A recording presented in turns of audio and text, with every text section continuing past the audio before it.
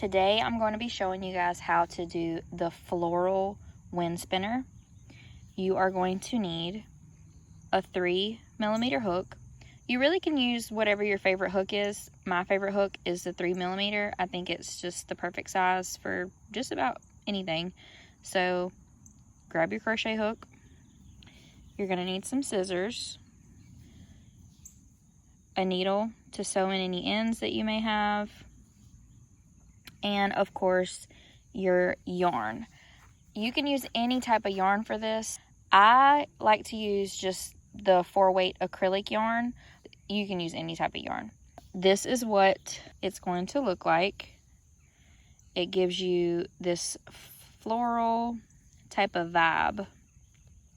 Now this one I did in the hummingbird colors. So this is exactly how I make my hummingbird one, is with the floral pattern. And then all I do different is make the hummingbird applique to add to this one, versus the flower ones I just put some beads that match how they are. So you can do this in whatever color scheme you want. I think 4 colors looks better. And I also think for the flower ones, doing 2 different types of green and then 2 different types of like petal colors. So what I'm going to use is a dark green and a light green, and then a dark color and then the lighter version of that color. So I think today I'm going to do purple, but you also could make this into a sunflower if you wanted to do that theme. These are some colors that I just brought out because I wasn't sure which one I wanted to do for this tutorial. So I have variants of purple, and then I have variants of green, sunflower choices if you wanted to do that, and then variants of blue. So you see how I have like the darker and the lighter. I just think it makes the flower one look better. It makes it look more florally, but feel free to do whatever colors you want to. You don't even have to make this one into a flower variant. You can do rainbow if you want. Just be creative, do whatever you want. But for today, I am going to do the purple variant and the green variant. So let's get started. Okay, to start off, I'm going to do the darker green. Hopefully it won't be too hard to see because it is almost the same color as the grass. But now we're going to chain 85. So I'm just going to get my little slip knot on my hook, and we're going to chain 85. So if you want to do that, and meet me back. All right, now that you have your chain of 85, you are going to find the second chain on your hook, so not this one, but this one, and do a single crochet. And we are actually going to single crochet our way all the way back down our chain. So make a single crochet in each stitch all the way back down, and I'll meet you back. Okay, now you have single crocheted all the way back down. You should have 84 stitches. And now we are going to just fasten off and cut our yarn. So I'm just going to chain 1 and snip.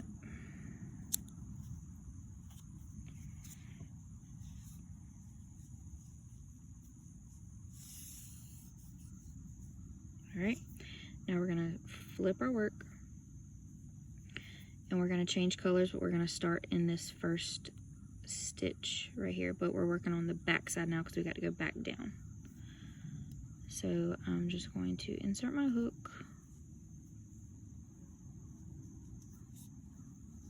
You can work back over the top of your tails if you're comfortable doing that, or just sew them in at the end. And this is how I add my color. You can add your colors however you're comfortable. And now I'm just going to chain 1.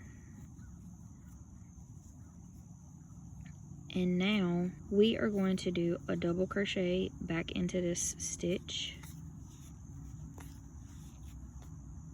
And we're going to do another double crochet back in that same stitch. So now we have 2 double crochets in this stitch. Now we're going to put 2 double crochets in every stitch all the way back down. You can work over the tails. So 2 double crochets in each stitch all the way back down, and then I'm gonna meet you back. You're gonna notice that your work is gonna start twisting up. That's exactly what it's supposed to do, and it's okay if you move it around to get it out of your way, because it's gonna twirl back up perfectly at the end whenever we're finished. All right, I'm coming up on my last stitch, and I'm gonna put my 2 double crochets in.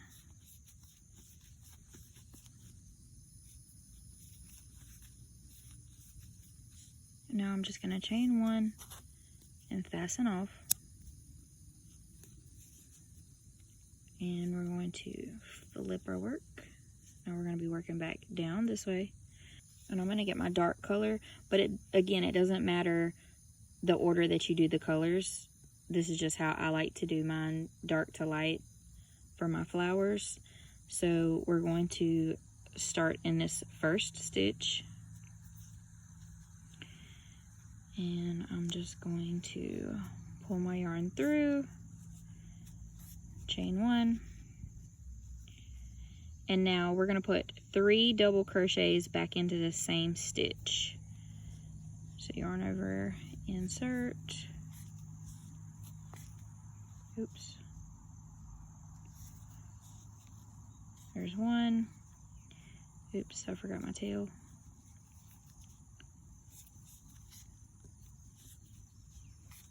2 and 3. All right, so we have 3 double crochets in our first stitch. Now we're going to chain 1. Now we're going to skip the next stitch, and then we're going to do 3 double crochets in the next. So 3 double crochet, chain 1, skip a stitch, 3 double crochet in the next. So we're going to skip this one, 3 double crochet in this stitch.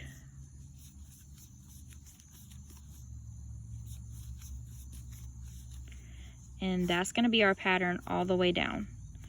So you're going to do 3 double crochets, chain 1, skip a stitch, 3 double crochets, chain 1, skip a stitch, 3 double crochets. That's going to be your pattern.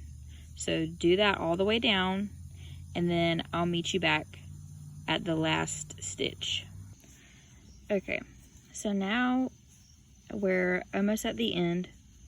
I just did a 3 double crochet cluster, chain 1. I'm gonna skip 1, and then you'll notice we still have 2 stitches left. So this is what we're gonna do. Skip 1, we're still gonna put our 3 double crochet in this stitch.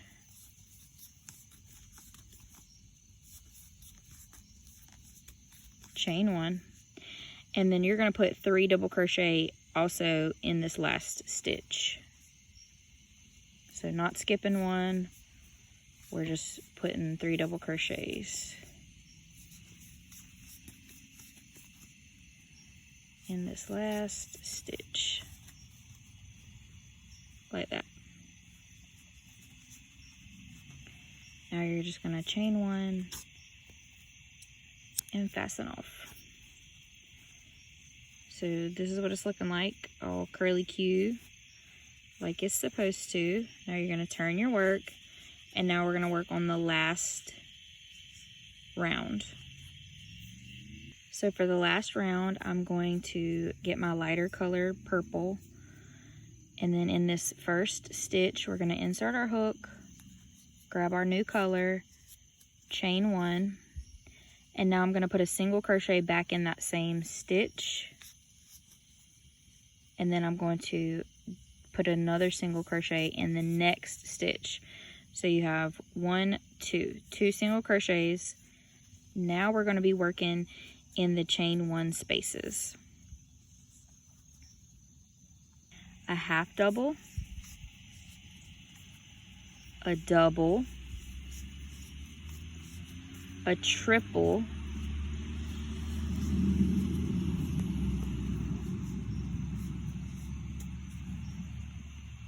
a double, and a half, all in the same space. This is what's going to give us the little petal.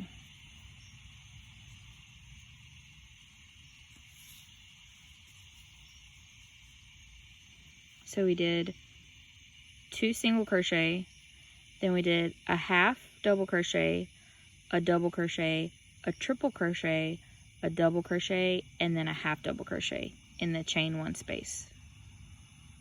We're putting a single crochet in that middle double crochet. So our pattern for this row is going to be our half double crochet, double crochet, triple crochet, double crochet, half double crochet, and then single crochet in the second double crochet, that middle double crochet. That's going to be our repeat. So we're going to go back into the chain 1 space, do a half, a double, a triple,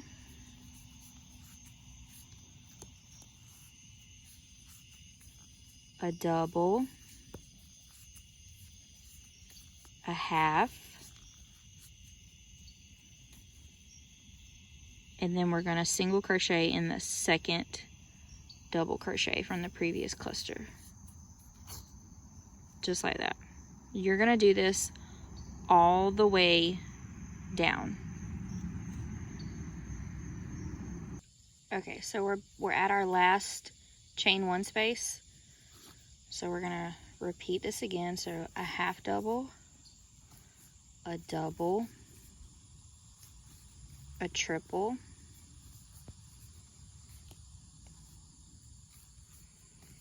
a double, and a half double. Now, instead of just doing one in the middle, we're going to do one in the middle and the end. So just like at the beginning where we did 2, right here we're going to do 2 single crochets.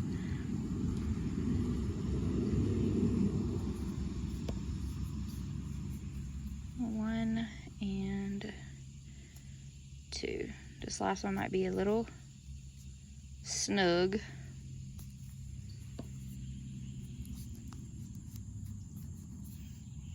All right. Make sure before you cut off that you leave a little bit of length right here, unless you're going to add a different string, because this is the string that you're going to put your beads on if you want to have beads dangling off the end. If you don't, then just cut it short and then weave your ends in. So I'm going to leave mine probably about that long. I'll show you what I'm talking about. I don't have any more fancy beads, is what I call them right now, but this is the length here compared to the crochet hook. This is the length that I would probably leave, and then string your beads onto here. And then of course you're going to sew in all your ends, and then the top part or the other end you can add fishing line. You can add a swivel so it'll spin better. Some people have said that they've done that. You can add embroidery thread. I typically like to do embroidery thread. I don't have a problem with mine spinning if, you know, the wind catches them just right. Or you can do yarn on this side. But what I do is I just go into this top single crochet right here, and that's where I add my embroidery thread or whatever you wanted to use to hang yours up. But yeah, there's your spinner. This is how she's looking like. This is what it's going to look like whenever you're done. All you have to do after you sew all your ends and stuff is just twist her back up. And I haven't had a problem with any of mine in the weather. I live in the South and we have had a lot of rain. We get a lot of thunderstorms and stuff down here, and I haven't had a problem with mine messing up or doing anything. Occasionally I'll come out here and retwist them and you know, make sure they're all good to go. But other than that, they're fine. But there you go. There's your floral wind spinner. Thank you guys so much for hanging out with me while I made this. I'm so thankful for each and every one of you that watch my videos and interact with me. It means the world. I cannot wait to hear from you guys in the comment section. This is what I was talking about with the beads. I'll just get whatever beads you have on hand or whichever beads that you like and just add them to the bottom. This is one I've already had hanging up. She's a little wilted because we just had some rain, but once she dries out and I retwist her, she'll go back to normal. And you can certainly leave them like this. I'd have to sew in the end, but you don't even have to add anything to them. They're so beautiful. But be creative and have fun. Thank you guys so much for hanging out with me while I make this. If you like this video, leave me a like. I would love, if you're not subscribed, to join the Craft Gremlin family. Leave me a little message at the end. I love to hear from you guys. And I'll see y'all in the next tutorial.